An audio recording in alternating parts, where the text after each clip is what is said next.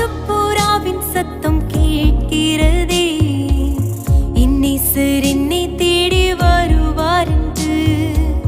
கானக்குயிலின் கானம் இசைக்கின்றதே, மன்னவர் சிங்காரமாய் வருவார் என்று.